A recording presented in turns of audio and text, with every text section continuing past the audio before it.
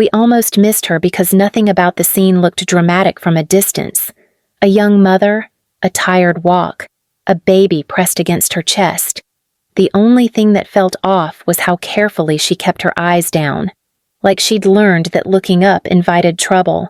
Her name is Isabelle Carter, and what happened to her matters because it wasn't loud at first. It was slow, it was personal, and it wrapped itself around her life until she couldn't tell where her choices ended and someone else's control began. This is where she picks up the story. I didn't notice the cold anymore. Not really. My hands were too numb from gripping the handlebar, and my brain was stuck on one thing. Miles's formula was almost gone.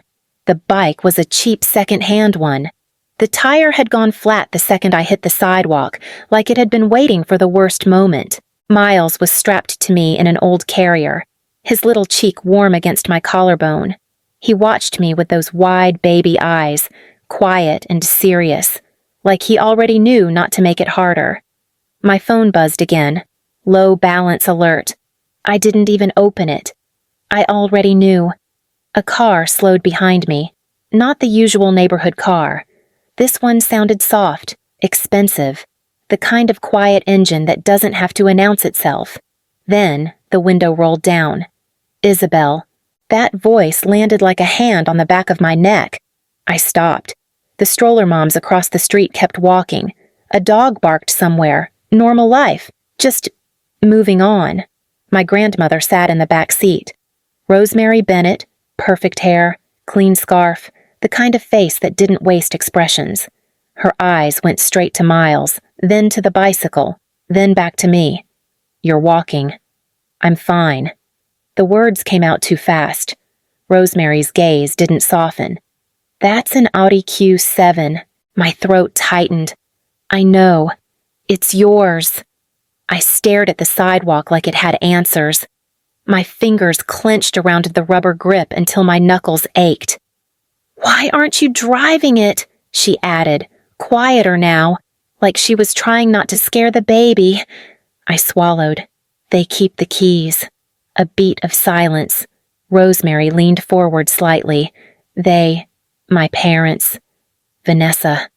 Your sister drives your car. No anger in her voice yet. Just precision. I felt heat crawl up my face. They said it made more sense. They said I'm still recovering, that I get overwhelmed, that it's safer if Vanessa uses it so it doesn't go to waste. Rosemary's mouth pressed into a thin line. And you get a bicycle with a flat tire. Miles shifted. A small sound, like a sigh. I adjusted the strap without thinking.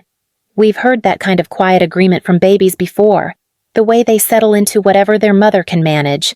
The rear door opened. The driver had stepped out without being told. Rosemary didn't look at him. Get in, she told me. I can't just. Rosemary lifted her hand once.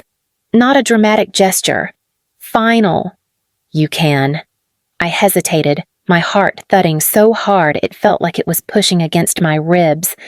The road behind us was empty. The house I'd been living in wasn't far, close enough that they could see me if they looked out the window.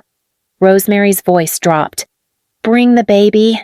I climbed in, awkward with Miles on my chest, my knees knocking the seat. Warm air hit my face. My eyes stung instantly. The bike stayed where it was, half on the curb, half on the street, like it didn't belong anywhere either. My phone buzzed again. A new message. Then another. Rosemary didn't ask to see it. She just watched my hands start to shake. Isabelle, she said quietly.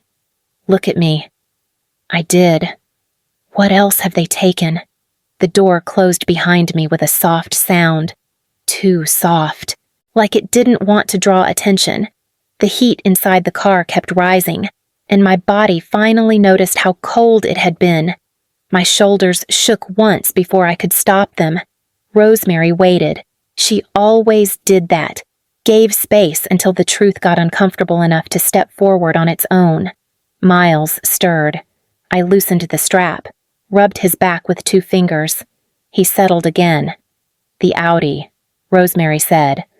When was the last time you sat in it? I looked at the floor mat. Clean. Not a scuff. Never. Her head turned slightly. Not once. It was parked in the garage. They said it was better that way. Better for whom? I didn't answer right away. My tongue felt thick. They said I was still fragile. That new mothers don't always realize when they're overwhelmed. Rosemary's lips pressed together. And your sister. Vanessa drives it to work. To dinner. She says she needs something reliable. Rosemary let out a slow breath through her nose. And what do you need? I shrugged. The motion small? I manage. Silence filled the car again. The kind that doesn't rush to fix things. They told me the Audi was a responsibility. I added, insurance, maintenance. They said it would stress me out. Rosemary reached forward and tapped the seat in front of her once. A neat, controlled movement. I bought that car so you wouldn't have to manage. That was the point. My phone buzzed. I glanced down before I meant to. Vanessa's name lit the screen. Rosemary noticed. Answer it. I can't. You can. I put it on speaker, my thumb shaking. Where are you? Vanessa's voice came sharp and bright at the same time. Mom's panicking. I'm fine. That's not what I asked. I'm with Grandma. A pause. Short, but heavy. You need to come back. Right now. This isn't funny. Rosemary leaned forward. This is Rosemary. Another pause. Longer this time. Vanessa's voice changed. Softer. Careful. Hi, Grandma. We were just worried. Isabelle's been under a lot of pressure lately. Rosemary didn't raise her voice.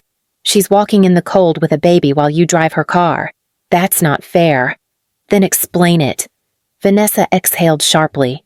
You don't understand the situation. I understand enough. The line went quiet. Then Vanessa spoke again. Slower now. If she doesn't come home tonight, we may need to involve outside help. For the baby. My chest tightened. My fingers dug into the carrier. We've heard that tone before. The moment when concern turns into leverage.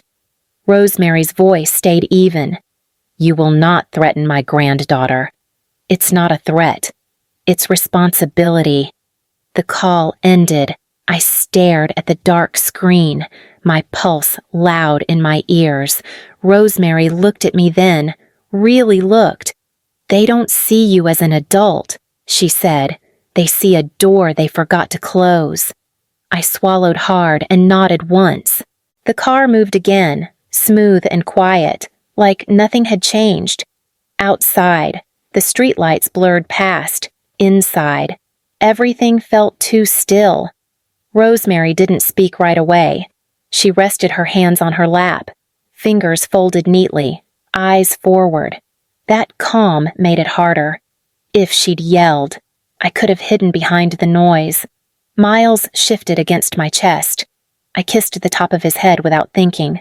He smelled like milk and cold air. Rosemary broke the silence. How long has this been happening? I stared at the glove compartment. Since I moved back. Maybe before that. That's not an answer. I nodded slowly. After the birth. When Nathan deployed, they said it was temporary. Just until I got stronger. And did you? I hesitated. I thought I did. Rosemary turned then. Her gaze steady. Thought. My hands tightened in the fabric of the carrier. They handled the mail, the bills, groceries. I stopped asking. It felt easier. Easier for whom? My throat closed. I leaned my forehead briefly against the window, then pulled back. For everyone else. Miles made a small sound.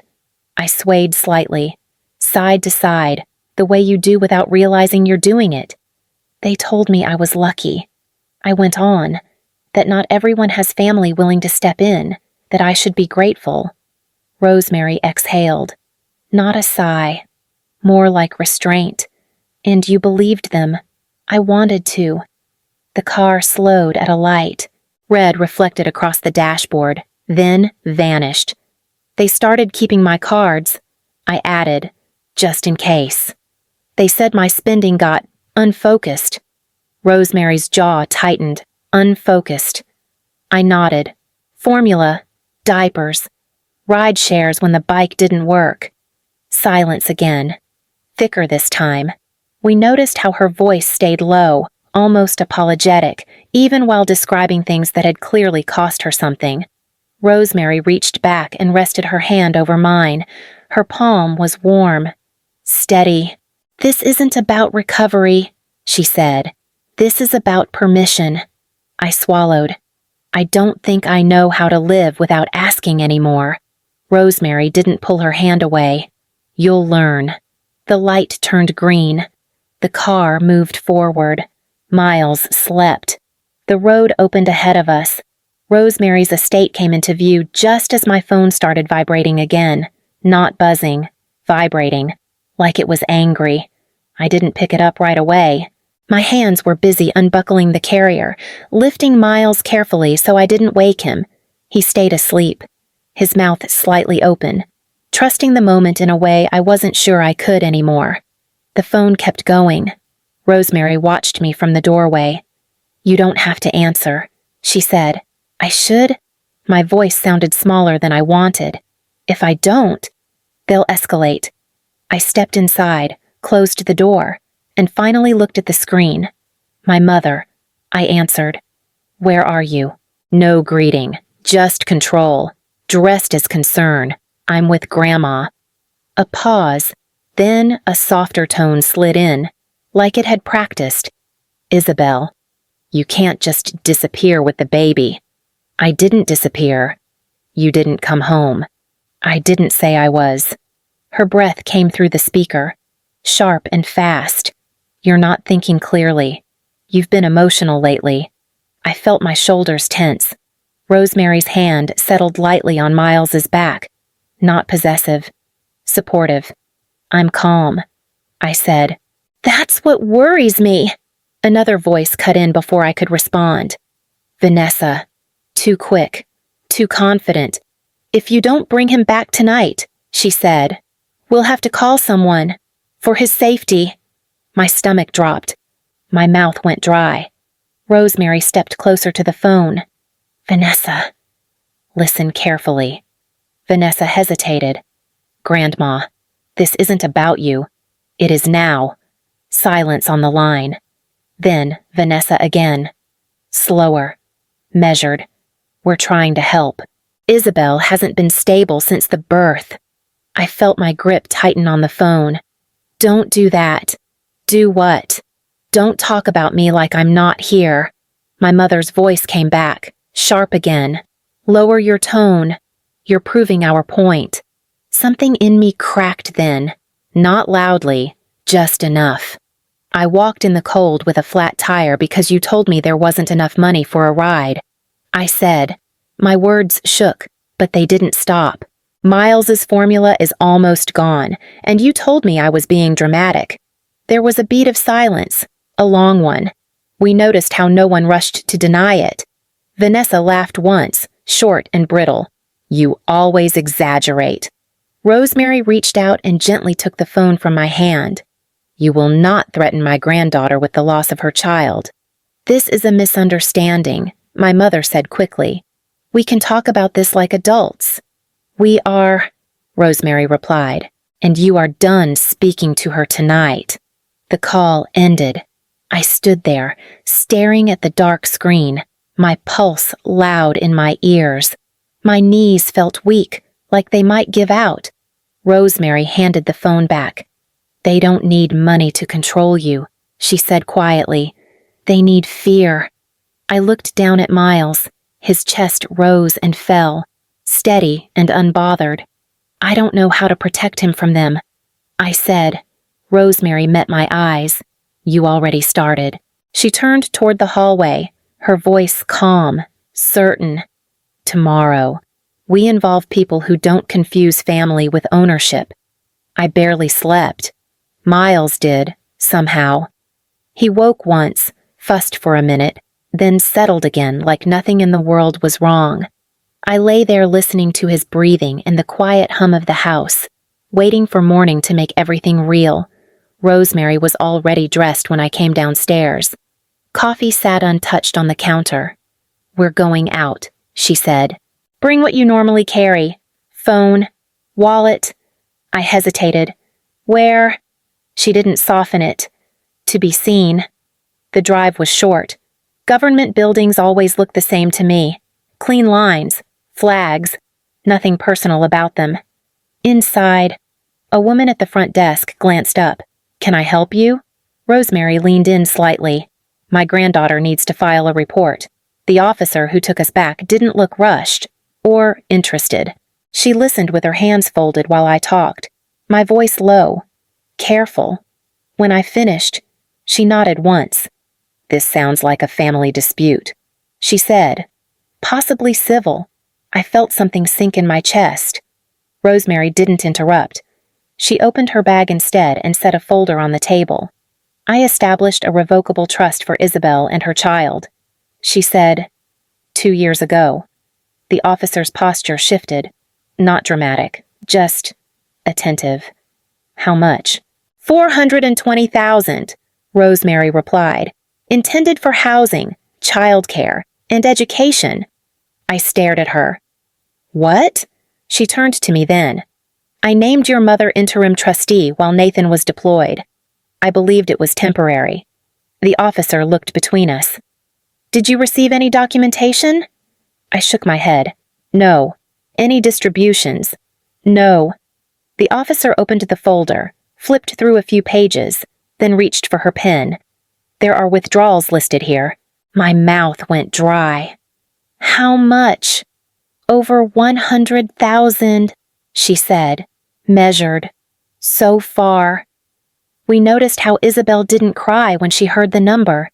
She just went still, like something inside her finally stopped arguing. The officer leaned back slightly.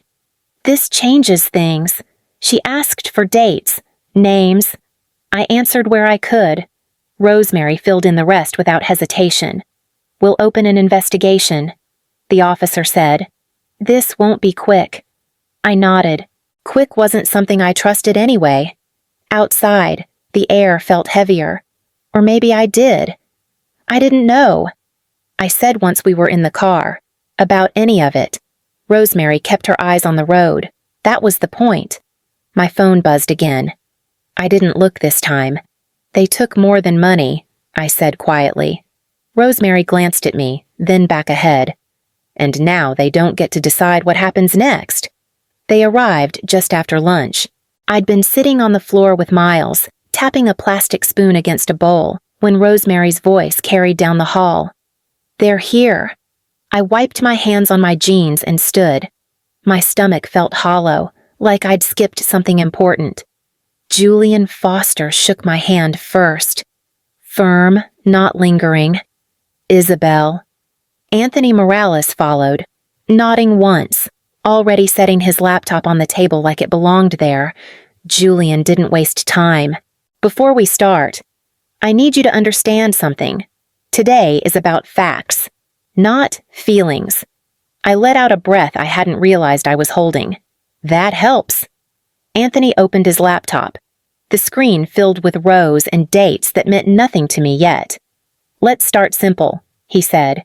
"Did you ever sign a power of attorney?" "No." "Any document giving your parents long-term access to your accounts?" "No." "And the trust?" "I didn't know it existed." Anthony nodded, fingers moving quickly. "That matches what we're seeing." Julian leaned back slightly. "Your mother acted as interim trustee. That role comes with limits." Anthony turned the screen toward me. We traced the withdrawals. My chest tightened. "How bad?" "Total so far comes to 138,000. The number landed heavy, like it needed space to sit. Anthony continued. "Calm and steady. Kitchen renovation. Credit card payoff. Lease payments on the Audi. A cruise booked for 2. I stared at the screen, my vision blurring around the edges. They told me there wasn't enough money for ride shares. Julian's jaw tightened. They prioritized themselves. Miles fussed softly. I picked him up, rocking him against my shoulder. They made me ask permission, I said, the words slipping out before I could stop them. For groceries. For diapers. Anthony paused his typing. That matters. Julian glanced at Rosemary. We're filing for an emergency asset freeze. Rosemary nodded once. Do it. Julian turned back to me. This means they won't be able to touch what's left. I swallowed. They'll know. Yes, he said evenly, and they'll panic. We noticed how Isabelle didn't look relieved. She looked braced, like someone who knew what panic from the other side felt like. Anthony closed his laptop. We'll need statements from you. Texts, voicemails. I have those. Julian stood. Good. Those messages where they threaten involvement from child services. Those are important. My grip tightened on Miles. They really said it. Julian met my eyes, and they put it in writing. After they left, the house felt quieter than before. Not peaceful, just waiting. My phone buzzed again, multiple times. I turned it face down on the table. Rosemary watched me carefully. You don't have to answer. I know. I pressed my cheek to Miles's head. His breathing slowed, steady and warm. They're losing their leverage, Rosemary added. That's when they get loud. I nodded, staring at the blank screen. My hands were shaking, but I didn't move them away. Not this time. The intercom rang just after dusk. I was in the kitchen warming a bottle, the low hum of the microwave filling the room. The sound cut through it cleanly. Sharp. Wrong. Rosemary didn't look surprised. She checked the monitor without hurrying. My parents stood at the gate, Vanessa beside them, too close together, like a performance they'd rehearsed in the car. My mother leaned into the camera first. Isabelle, we know you're in there. My father's voice followed, louder. This has gone far enough. Bring the baby out. Vanessa tilted her head, eyes fixed on the lens. We just want to talk. My hands shook enough that I had to set the bottle down. Miles fussed, picking up on it immediately. Rosemary reached over and pressed a button. You're trespassing, she said evenly. You need to leave. My mother laughed once. Hi, brittle. Don't be dramatic. We're family. I stepped closer, my heart pounding. You can't be here. Vanessa's voice sharpened. You don't get to decide that. Yes, I do. The words surprised me with how steady they sounded. My father slammed his palm against the gate. Open it. Miles started crying. Full, startled cries that made my chest ache. We noticed how her body moved before her voice did, turning instinctively toward the child, even while the threat stayed loud in the background. Rosemary touched my shoulder. Go inside. I didn't. I pulled my phone out instead and started recording, holding it steady with both hands. Vanessa's eyes flicked to it. Put that away. I won't. My mother's tone shifted instantly. Isabelle, you're scaring the baby. I didn't look at her. I kept the camera trained on their faces. You're the ones yelling. Rosemary's voice came through the intercom again. The police are on their way. My father froze. Vanessa swore under her breath. This is ridiculous. My mother snapped. We raised you.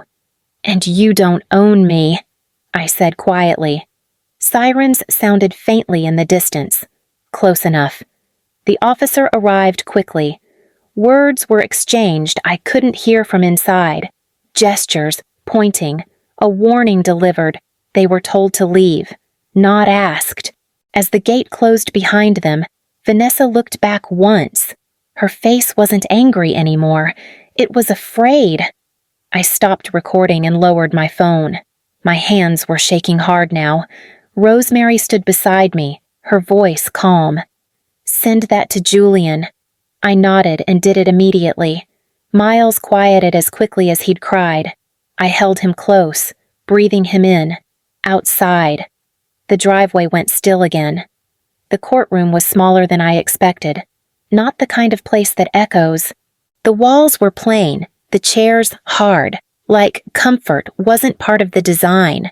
Miles wasn't with me. Rosemary stayed home with him. I carried his weight anyway, in the way my shoulders kept tensing like he was still there. My parents sat across the aisle, Vanessa between them. She wouldn't look at me.